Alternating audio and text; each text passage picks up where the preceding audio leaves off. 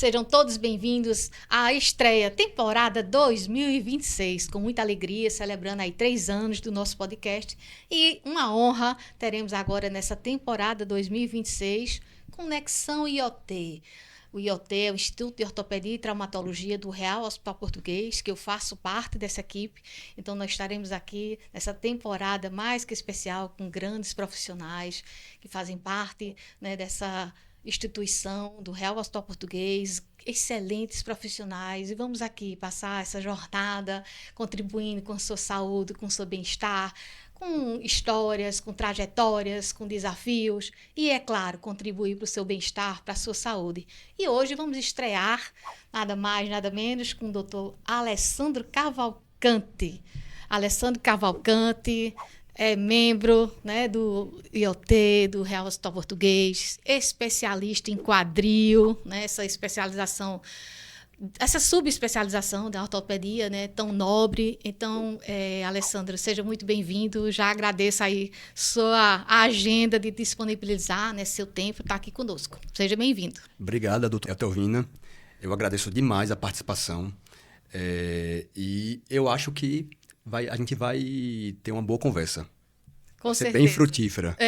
Aí, Alessandro, eu queria começar que as pessoas já conhecem mais que ou menos a ortopedia, a traumatologia, né, uma especialidade extremamente importante. Mas eu queria que você comentasse um pouco da sua trajetória na medicina, como surgiu essa especialidade, a ortopedia e como é ser especialista em quadril. Porque tem outras especialidades, como o joelho, as pessoas já conhecem mais. Mas acho que essa especialidade de quadril ela ainda é um pouco mais nova para a sociedade, né, nesse contexto. O que é que você me diz aí da sua trajetória? Bem, eu me formei há quase 18 anos pela Universidade Federal de Pernambuco. Cheguei a fazer radiologia. Foi? Radiologia? Lá mesmo, no HC. Fiz 1 ano e 3 meses de radiologia. E fiz a mudança. E o que foi que gerou essa mudança, Alessandro? Eu não me sentia, digamos assim, tão confortável de ter a expectativa de trabalhar numa sala fechada. E digamos assim, sem a ação. Sem a ação do dia a dia, sem a movimentação, sem... Acho que com contato com o paciente, né? A gente fica muito da imagem, né? Eu acho assim que uma vida mais dinâmica, sabe? A ortopedia, ela se enquadrou mais no meu perfil. Mais agitado, mais dinâmico, mais assim... urgência, movimento, bloco cirúrgico. Exatamente isso. Ação. Com uma diversidade maior de ambientes e de funções. A ortopedia ela tem uma grande característica para o profissional, que é você trabalhar todo dia em um lugar diferente. E todo dia fazer uma coisa diferente. Estar num bloco cirúrgico, num consultório, numa urgência. É dinâmico, né? Isso. Eu também me enquadro nesse perfil, né? Eu fui a terceira mulher, eu acho que ortopedista, né? Na época, há mais de 30 anos atrás, eu tenho um pouquinho mais de história que você. E foi realmente desafiador, né? Mais uma mulher na ortopedia, né? Porque tem esse conceito, né? Mas realmente, assim, eu me apaixonei literalmente pela ortopedia, pela traumatologia. E eu adorava, né? Eu me produzia na época de estudante para dar plantão no Hospital da Restauração, na emergência, no caos, dia de domingo, na ortopedia. Mas realmente é uma paixão, né? A gente se encanta, né? Quando eu fiz ortopedia, eu acho que tinha 1 ou 2 mulheres fazendo residência. Hoje em dia, aqui em Pernambuco, é quase metade.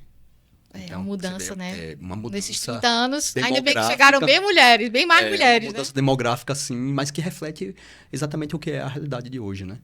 A mulher ocupando mais espaço. Mais espaço em todas as áreas, né? Isso. Inclusive nas áreas que eram tidas como estritamente masculinas, né? Perfeito. Hoje temos as mulheres no avião, em lugares que a gente nunca imaginou. no caminhão. Né? No caminhão, na NASA, né? Então, realmente, foi uma conquista, né? Mas a ortopedia, ela surgiu nesse contexto. Num contexto de experimentação. Experimentei uma área que eu achava e julgava que seria mais adequada à minha personalidade. E pensei em fazer a cirurgia geral. E talvez por influência de alguns amigos, de alguns grandes amigos que estavam fazendo ortopedia, que são ortopedistas hoje, eles sabiam que eu estava buscando uma área cirúrgica, me convenceram a mudar da cirurgia geral, que ia ser minha escolha, para a ortopedia. Já a ortopedia do quadril foi uma outra mudança, num momento também de experimentação. porque eu ia fazer mão. E Fiz a fazer prova, mão? ia fazer mão. Esse é meu colega da mão. Cheguei a fazer a prova. Foi mesmo. Foi a prova do Getúlio, fiz outras Sim, provas. residência Isso, médica. passei. E fiz uma única prova de quadril. Que eu julgava que... eu fiz, digamos assim, fiz por experiência. Sim. Mas quando chegou na hora, eu resolvi fazer quadril. E minha escolha foi... Poxa, eu não sei nada de quadril.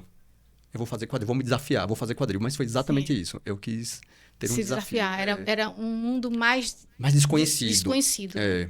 Até a própria... Então, todos aqui que estão nos ouvindo, né, nos acompanhando, eu queria saber, vocês sabiam que existia, né, a especialidade de quadril? Vocês sabem como é importante essa articulação, né?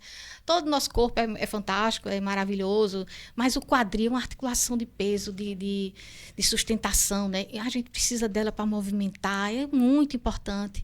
E a gente sabe que tem muitas patologias que vêm com o tempo, né? Mas a gente acha que quadril é coisa de idoso, que é fratura de colo de fêmur, né, Alessandro? Mas é muito mais que isso, né? Bem mais que isso. Esse conceito era um conceito que estava presente na época que eu fazia residência. É uma especialidade voltada praticamente e de maneira quase que exclusiva para o idoso. E era assim. Até que, com o surgimento da cirurgia minimamente invasiva, das ressonâncias com melhor qualidade de resolução, de 1,5, 3 Tesla, isso garantiu novos conhecimentos na área do quadril. A ciência ela conseguiu estabelecer a etiologia de vários motivos de lesões, de dores do quadril que antes eram desconhecidos. E isso foi tudo dentro desse século. Ou seja, a gente tem pouco mais de 2 décadas de uma mudança drástica nos conhecimentos, no aprofundamento da ciência do quadril, da medicina do quadril. E de lá para cá, nesses últimos 20 anos, eu tenho hoje exatamente 13 anos de quadril, mas nos últimos 20 anos houve uma mudança. Foi um divisor de águas. Foi um divisor grande e ainda está mudando. A gente está numa fase que eu posso te dizer que é uma fase transicional, onde até o século passado a ortopedia do quadril ele se concentrava basicamente em 2 áreas: fazer prótese do quadril para artrose e prótese de quadril para fratura do quadril, assim como as outras cirurgias para fratura do quadril. Hoje não. A gente tem as cirurgias preservadoras, as osteotomias, as cirurgias por videoartroscopia, que é uma realidade que na época quando eu fazia quadril, meu primeiro ano de fellow, acho que em Pernambuco não tinha ninguém fazendo. Em São Paulo tinham 5 ou 6 pessoas que faziam com regularidade. Então, era escasso. Ainda era uma área que estava começando, engatinhando no Brasil. Hoje é uma realidade totalmente bem estabelecida. Bem estabelecida. Praticamente em todos os estados da Federação Brasileira. E a nova... A gente está passando por uma segunda onda, né? Uma terceira, na verdade, onda de mudança no quadril, que agora são as tecnologias auxiliares para prótese de quadril. Então, praticamente tudo, até uns 15 ou 20 anos atrás, praticamente tudo que se conhecia sobre prótese do quadril era baseado nos princípios estabelecidos nos anos 60, puxando. A referência, né? E em 20 anos, novos conceitos estão sendo estabelecidos e, sobretudo, nos últimos anos, onde se introduziu, além da navegação, os auxílios robóticos para prótese do quadril. E aí entra o nosso encontro, para a gente falar um pouquinho mais à frente. Agora, aproveitando que a gente está falando em tecnologia e inovação, né? Então, eu queria que você falasse um pouco, né, de por que surgiu, né, o Instituto de Ortopedia e Traumatologia, que é a IOT, dentro do Real Hospital Português, que é o maior centro hospitalar do Norte-Nordeste, já tem essa infraestrutura, é fantástica, né? Como surgiu, né? Não é como, mas por que surgiu o IOT dentro dessa instituição já? Bem, é de conhecimento, acho que comum, né, da sociedade pernambucana, que Recife, ele é um dos maiores centros médicos do Brasil. A gente é referência em formação médica, em estabelecimentos médicos e em assistência. Mas, de uns anos para cá, também é de conhecimento comum que a medicina ela tem falhado na formação dos profissionais. não vou dizer todos, mas... Estamos nesse processo, né, de mudança, que Isso. você falou. Porque, assim, a minha época, né, eu tinha 2 universidades. Eu tinha a Universidade de Pernambuco e a Universidade Federal de Medicina. Eram 2 universidades.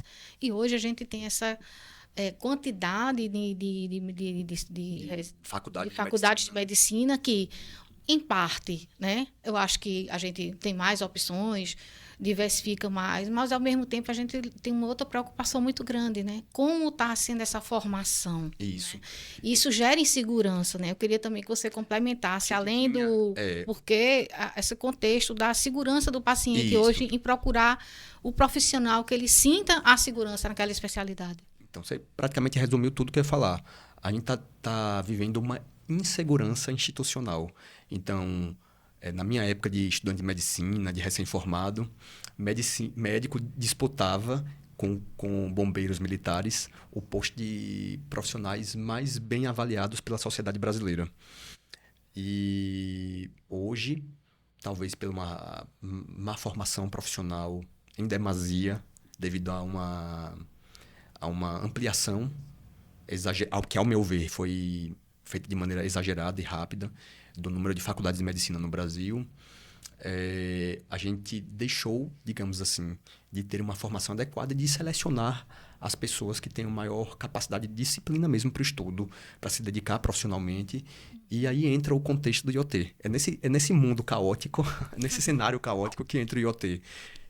O IoT, a gente também, ele foi, digamos assim, pensado até então, direção do Hospital Português, para se somar a uma outra instituição que já existe lá dentro, que é bem mais antiga que a gente, que é o CTO, que é uma das grandes e melhores clínicas do estado de Pernambuco em relação à ortopedia. E o Português, ele tinha essa visão de que não poderia deixar, digamos assim, assistência de maneira exclusiva em uma única clínica.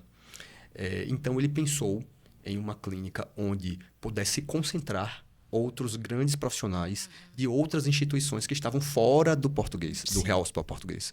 Então... reuniu uma equipe de peso. Isso. Então, ele chamou uma pessoa que seria, digamos assim, o curador dos médicos, dos ortopedistas. Chamou o Marcelo, o nosso ortopedista, nosso chefe. Marcelo, né? André, nosso coordenador, Marcelo Andrade Filho. Isso, cirurgião de coluna. Ele foi convocado, digamos assim, isso faz uns 6 anos. Ele foi convocado para fazer essa verdadeira curadoria médica. Então, dentro do IoT, não necessariamente foram convidados médicos ortopedistas pela amizade ou pela proximidade. Foram convidados pela sua, digamos assim, profissionais que estavam diferentes hospitais ou diferentes clínicas, baseado, na verdade, de maneira profunda na sua expertise, no nível de profissionalidade, no seu desenvolvimento profissional, ou na sua, digamos assim, na sua expectativa de desenvolvimento profissional. E Marcelo fez isso de uma maneira extremamente, como é que eu posso falar? Primorosa. Isso, ele fez de uma forma... Foi muito bem sucedido nessa escolha. Ele foi extremamente bem sucedido. Eu não tenho medo de dizer que hoje o IoT ele superou até as clínicas com as quais, ou para as quais eu trabalhava. E clínicas que eu ainda trabalho, nas quais eu ainda trabalho.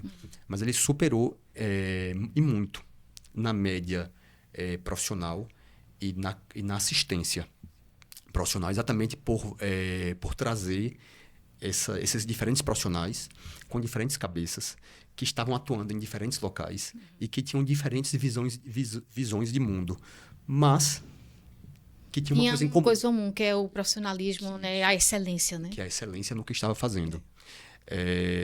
E é incrível, né? Porque é uma equipe fantástica, né? De profissionais. E a gente tem... E que tem crescido. A gente tem todas as especialidades da ortopedia, né? Nós dispomos, absolutamente né? todas.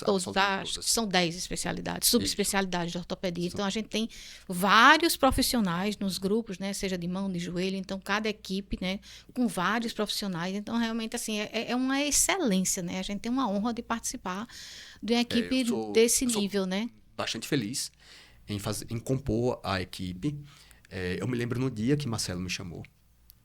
No dia que ele me chamou, acho que ele estava no carro, ele estava bem feliz.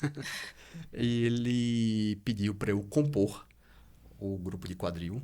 Hoje o grupo de quadril é composto por mim, por Dr. Cláudio Marques e por Dr. Múcio Vaz. E é uma honra estar com eles, porque ambos foram pessoas que participaram da minha formação, participaram ativamente da minha formação. E eu acho que eu nunca, há, sei lá, 10 anos atrás, 12 anos atrás, eu não imaginaria que eu estaria lado a lado e ombreando, né? Pessoas que eu julgava, assim, num nível muito superior ao meu. Né? Aí, Alessandro, aproveitando que a gente está falando do surgimento, né, do IoT, eu vou contar um pouquinho aqui da minha história, né? Eu sempre fui do Hospital SOS Mão, né, pela cirurgia da mão, e sempre foi a minha casa, SOS Mão. E aí, quando eu lancei o Instituto Help Your Hands, sem fins lucrativos, aí, seu Alberto, né, que era vivo na época, era um dos embaixadores do Instituto. E aí, foi ele que me convidou. Eu disse, eu quero que você faça parte da equipe do Hospital Português, e eu quero que você faça parte... E me pegou de surpresa, né? Eu nunca pensei em trabalhar no Hospital Português, né? Nunca tive essa intenção, né? Sempre muito ligada ao SOS Mar, missões humanitárias, né? Da Fundação Francesa, etc.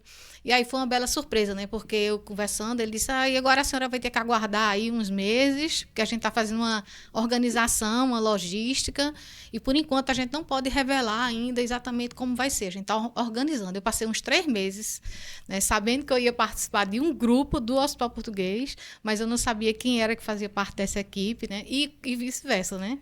No caso era Marcelo, o coordenador, também não sabia quem era essa pessoa que era indicada por seu Alberto, né? Que eles iam também ter que aceitar, claro, um pedido do seu Alberto não ia poder negar. Então foi uma maravilhosa surpresa, né? Quando eu entrei no grupo, que vi que já conhecia Guilherme Cerqueira, Múcio, né? Tantos profissionais, né? Enio Siberi, que foi meu ortopedista, que cuidou do meu ombro, que eu tive uma bronca numa capsulita adesiva de ombro, né? Passei uma época como sendo paciente, né? Então, assim, fiquei muito feliz, né? Porque eu estava em casa, né? Eu conhecia todo mundo, né? Foi maravilhoso, né? Atender um pedido, né, de seu Alberto e me encontrar, né, com essa equipe já de tanta referência, né? Foi maravilhoso, essa surpresa, né, digamos assim. E veja como as coisas se encaixam bem. Você, além de ser excelente profissional na sua área de atuação, você preencheu uma lacuna na equipe, que é o quê? Você sabe o que é? Não. O que é? Qual é a lacuna? Não. É uma excelente uma lacuna que estava lá vaga e que da equipe não tem ninguém com suas características, que é assim, a porta-voz da equipe. É uma honra. A imagem e as palavras da equipe.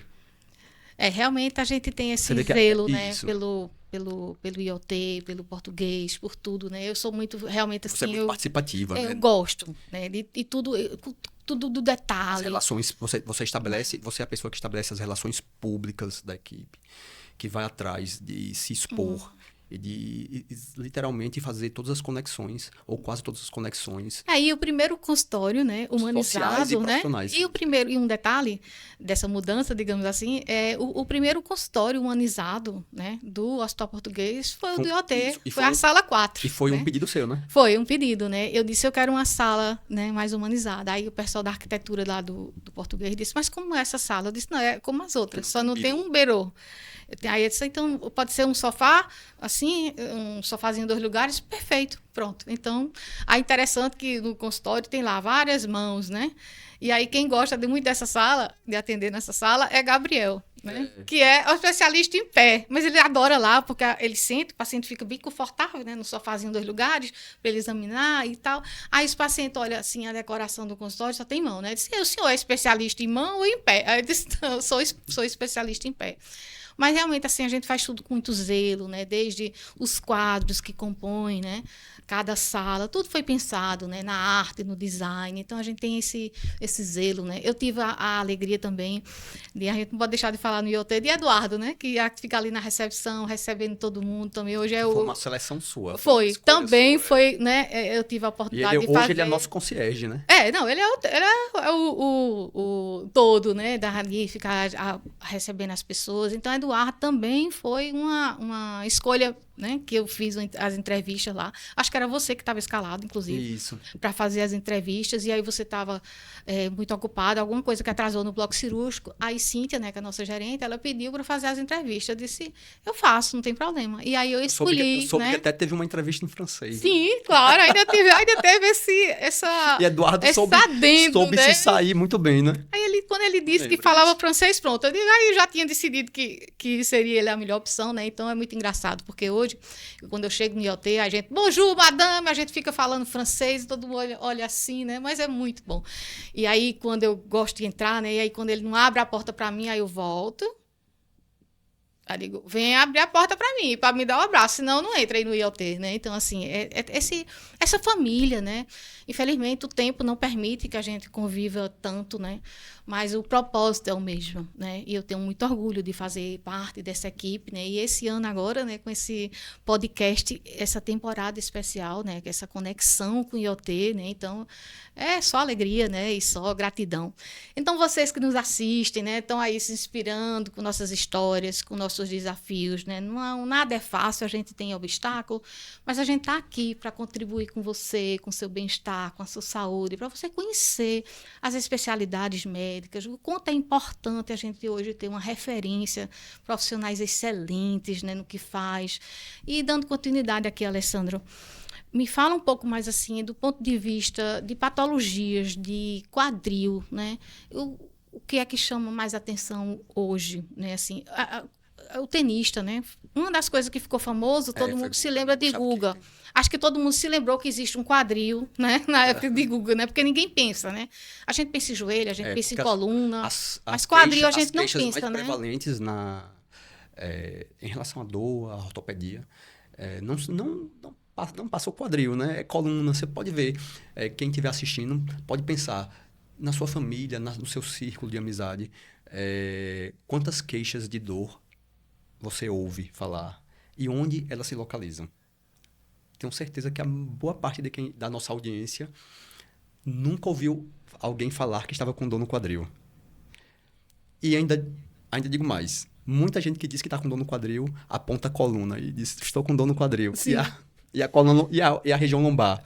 É por irradiação, mas não é. Não está se referindo à Isso. articulação Talvez do quadril, porque, né? assim, a pessoa, o leigo, digamos assim, ele não sabe localizar ou distinguir cada região da pelve, da região da bacia, do sacro. Mas não é uma região, não é uma articulação com prevalência de queixas. E por que isso acontece? Porque é uma articulação totalmente protegida. A articulação do quadril, apesar de ter uma mobilidade ampla, só perde para o ombro e ter uma biomecânica extremamente complexa. Das grandes articulações, a articulação com a maior complexidade em relação à biomecânica. Mas ela é uma articulação extremamente protegida. Ele tem um invólucro, um envelope muscular muito grande. E esse envelope muscular espesso e grande, ele protege a articulação. Além do que, ele também possui ligamentos, que são os ligamentos mais fortes do corpo humano. Como é fantástico, né? Ele é muito protegido. Corpo humano, né? Ele é muito protegido. Então, eu sempre digo para os pacientes, se você já está com queixa de dor no quadril, é porque já ultrapassou todos os limites. Porque o quadril, ele aguenta, né? O quadril, ele aguenta bem. Ele aguenta bem. É uma articulação benevolente com o seu dono. Sim. Ele aguenta bem. Quando ele está reclamando muito, a coisa é bem profunda, já passou do ponto, sabe? Então, esse paciente, a pessoa que tem uma dor no quadril, a dor no quadril ela tem várias maneiras de se manifestar. Mas o que eu vou explicar mais à frente. Mas assim, quando ela chega a ter dor no quadril, é porque algum dano, muitas vezes, não vou dizer que a maioria das vezes, mas muitas vezes irreversível, ou um dano irreversível já foi produzido. Então, essa pessoa ela precisa procurar com a brevidade o médico especialista em quadril. E complementando, Alessandra, eu acho que é importante, atividade física, né? É um pilar, é uma coisa imprescindível à saúde e bem-estar. É inegociável, né? Fazer uma caminhada, fazer uma atividade física. Mas eu sempre falo, para fazer atividade física, primeira coisa, uma avaliação cardiovascular, indispensável. Mas depois, é um check-up ortopédico. Tem que passar. O quadril está aí, eu acabei de falar, né? Ele é uma articulação protegida pelo pelo envelope, né? Pelo invólucro muscular. Então, quanto mais bem condicionado estiver essa carapaça muscular, essa crosta muscular, digamos assim, quanto mais bem adaptado, mais bem cuidado estiver, o paciente a articulação vai ser mais longeva. Sim. Então, E longevidade, né? Hoje É. é bem, assim, muito importante. Eu trabalho muito com longevidade também. E eu digo que longevidade, envelhecer, todos queremos, né? Agora, ficar velho, não, né? Então, a gente precisa envelhecer com equilíbrio, com liberdade, com autonomia, sem dor, né? E para isso tem que ter essa prevenção das coisas, não tratar problemas, inclusive, né? por exemplo, se você tiver 2 idosos com artrose em um mesmo nível da articulação coxofemoral dos quadris, aquele idoso que tiver um condicionamento muscular pélvico mais adequado de longo prazo, Sim. Ele vai ter uma qualidade de vida em relação aos seus quadris muito melhor. Ele vai sentir menos o seu desgaste do quadril em relação ao outro. Sim. Que tem um condicionamento muscular inadequado. Ele vai ter menos perturbação da sua marcha. Ele vai ter mais autonomia. E a gente sabe que a autonomia do idoso determina até a sua expectativa de vida. Sim. Inclusive, o Brasil teve uma coisa que foi diferente da Europa, né? O Brasil ele envelheceu muito mais rápido do que os países europeus. A gente envelheceu assim, de uma forma abrupta quase, né? Não teve essa preparação. Então, a gente hoje tem esse desafio, né, de cuidar do bem-estar. Eu digo que o sistema osteomuscular é importantíssimo, né? Porque tem músculo, tem tudo, né? E esse contexto, né, das articulações é fundamental. Claro que tem outros sistemas que são importantes, mas a liberdade, a autonomia está nas articulações, né? Nessa composição, como você disse, né? Isso. E falando em quadril, eu estava falando aqui para você, Sim. As formas de manifestar dor no quadril, não é isso? Sim. Então, Complementando. É isso. O paciente ele tem diferentes maneiras de manifestar. Então, o paciente com a dor lombar, ele pode...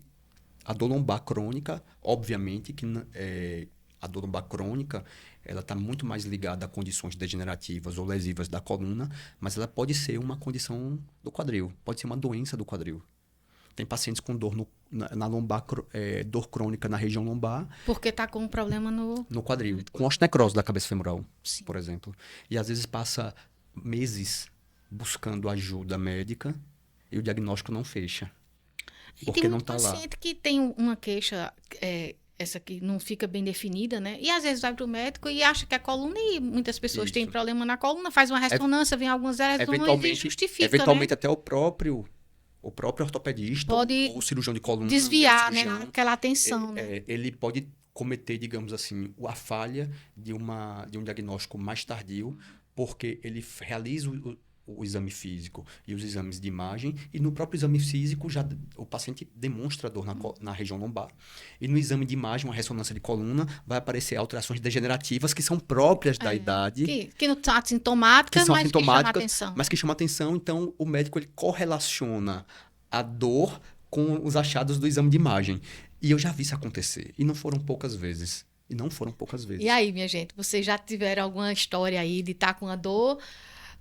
que achando que era coluna e, na verdade, avalia e é quadril. Alguns já passaram por essa situação. Como é importante essa investigação. E depois de um certo tempo, de meses, eventualmente até mais de 1 ou 2 anos, o paciente tem um diagnóstico do quadril, uma artrose avançada, colapsado, um quadril totalmente colapsado.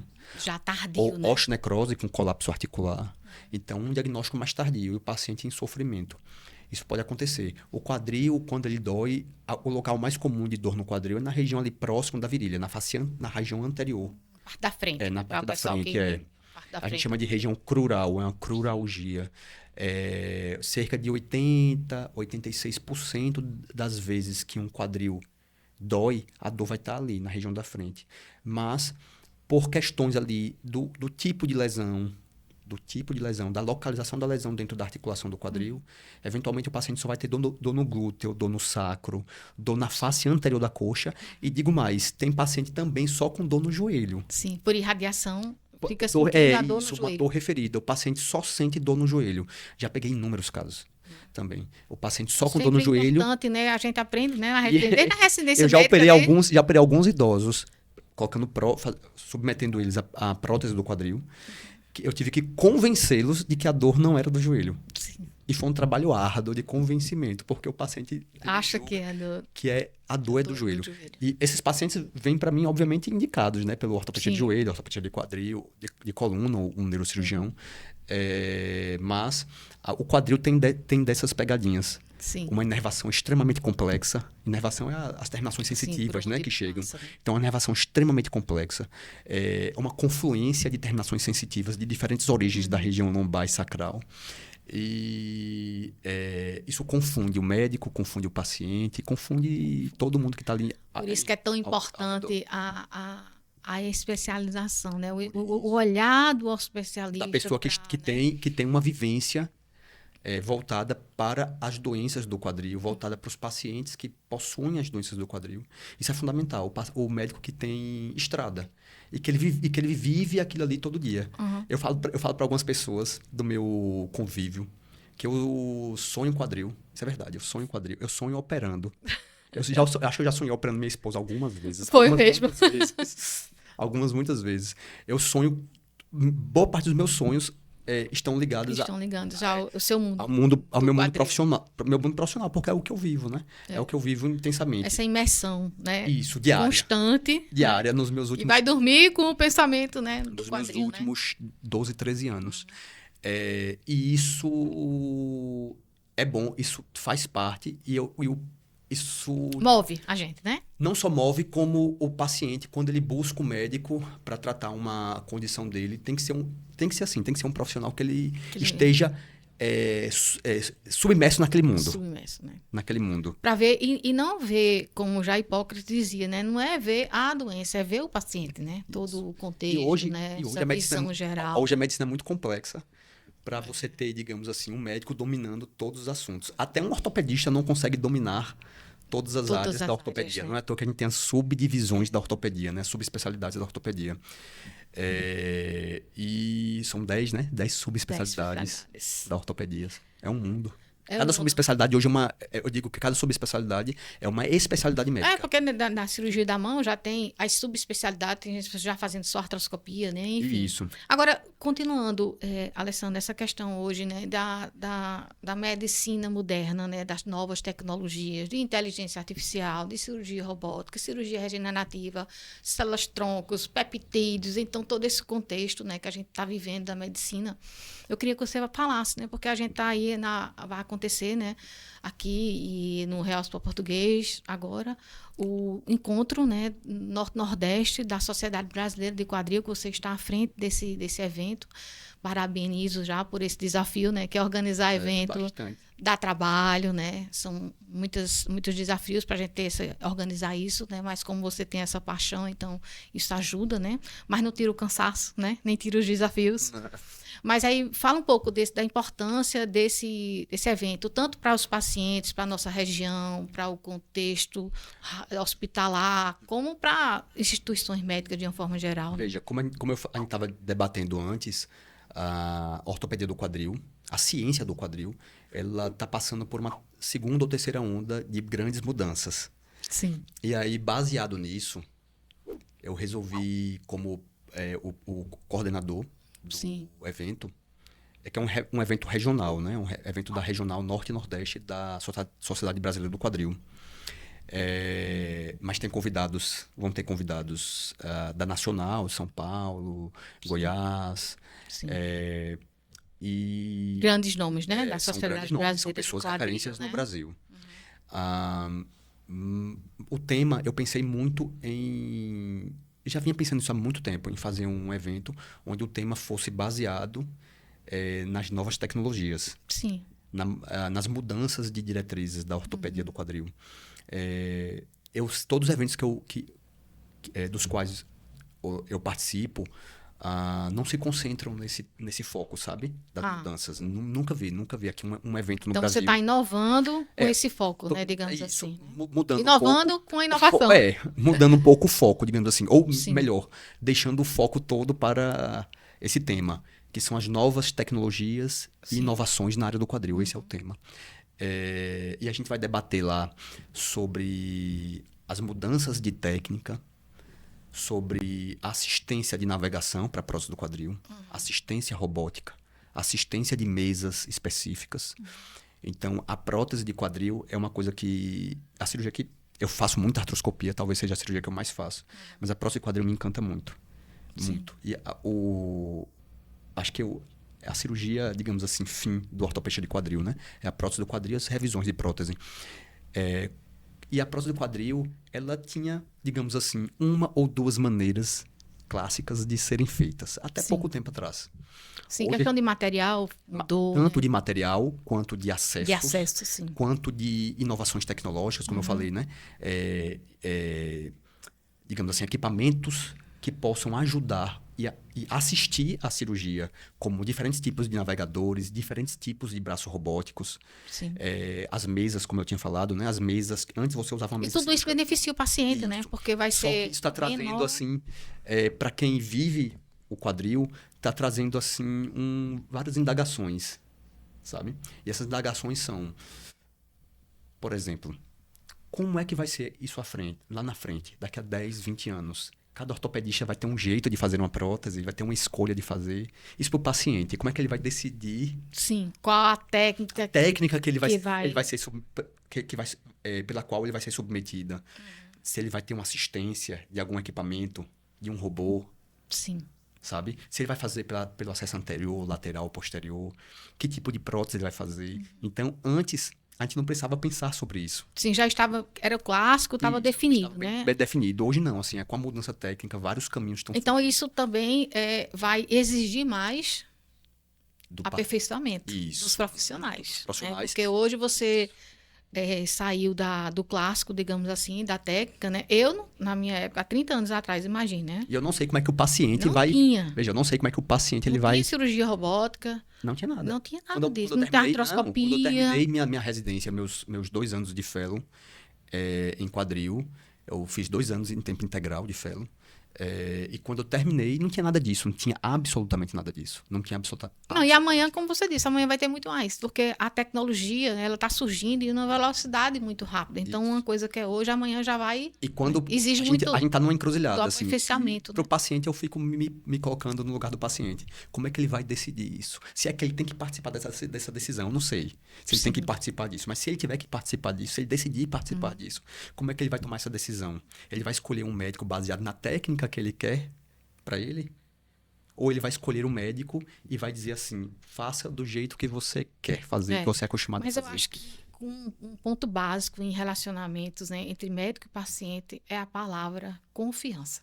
Né? Mas eu já vejo que tem muito paciente que ele já vem querendo a técnica.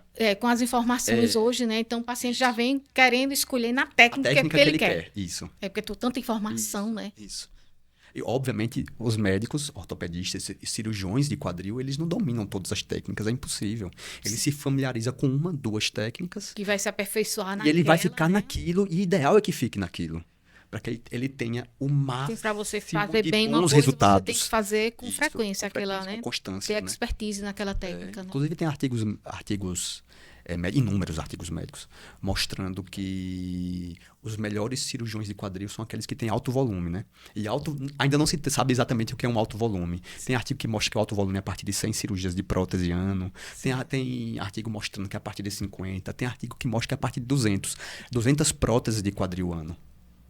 Eu não sei se as pessoas veem isso como muitas cirurgias. Sim, relativo, né? É muito relativo, mas assim, eu vejo assim, meu volume é perto de 200 próteses por ano. Sim. Entre o público e o privado. Eu acho que é uma quantidade boa. Mas eu acho que o mais importante, Alessandro, complementando o que você fala, é a gente estar se dedicando. Isso, tá fazendo. Está sempre se atualizando, sempre investindo. Isso eu acho que essa informação é fácil do paciente ter. Hoje em dia, com acesso às redes sociais. Você sabe como é que o profissional está se atualizando, né? Se ele participa dos congressos, de cursos, se ele está ali dentro do bloco cirúrgico com frequência. Certo? Tudo isso então, contexto, o paciente hoje, sobretudo para os médicos mais jovens, né, que se expõem às mídias sociais, que se expõem a a internet. Que é outro desafio, né? Isso é um desafio absurdo. Esse Para mim, é- eu tenho enfrentado quando- isso com uma certa Meus frequência. 32 anos de medicina, né? Não tinha celular, eu acho, na época da faculdade.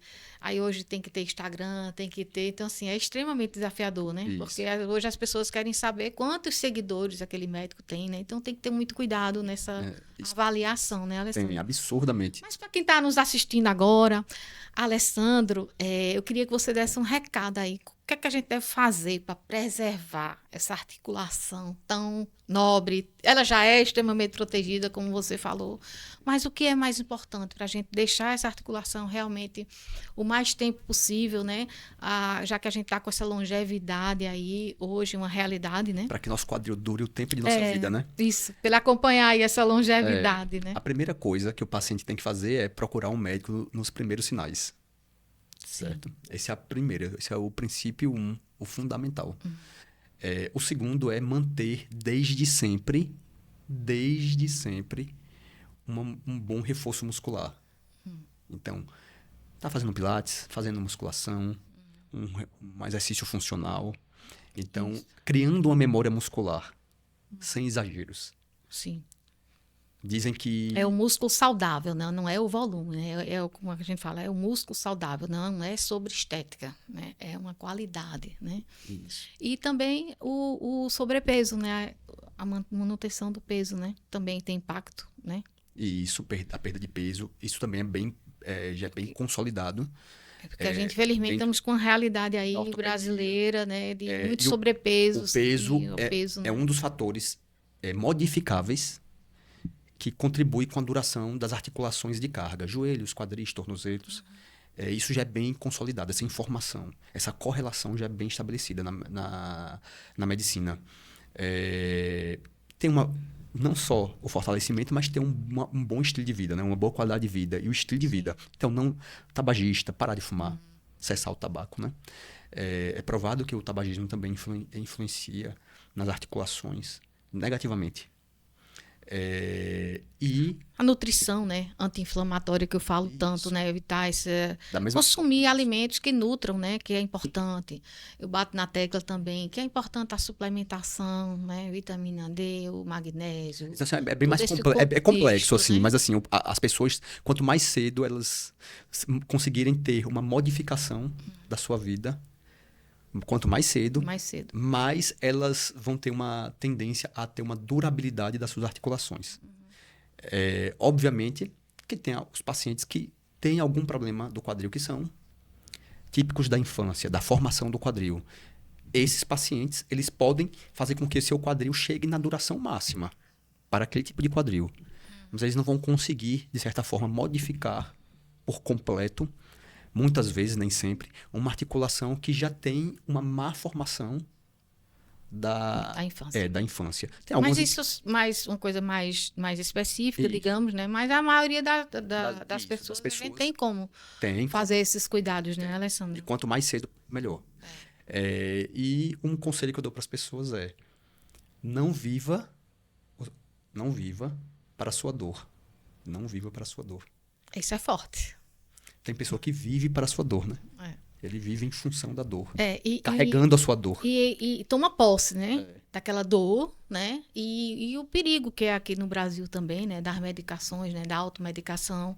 Então, cada esquina tem uma farmácia e as pessoas têm o hábito. Tá com uma dor, vai lá, toma um analgésico, anti-inflamatório e vai mascarando uma coisa que já, né, tá complicando. Então, o corpo dá sinais, né? E como você disse, valorizar esses pequenos sinais, né? Não esperar um sinal vermelho, né? Mas no sinal amarelo, né? Já fazer essa investigação, esse zelo, esse cuidado, né? Patrimônio que a gente tem é a saúde, né, Alessandro? E essa independência, né? Eu quero, né, viver o mais tempo possível. A gente não sabe até quando a gente vai ter dessa jornada, a gente sabe que ia ter um fim. Mas enquanto ela chega, né? Zelar, né?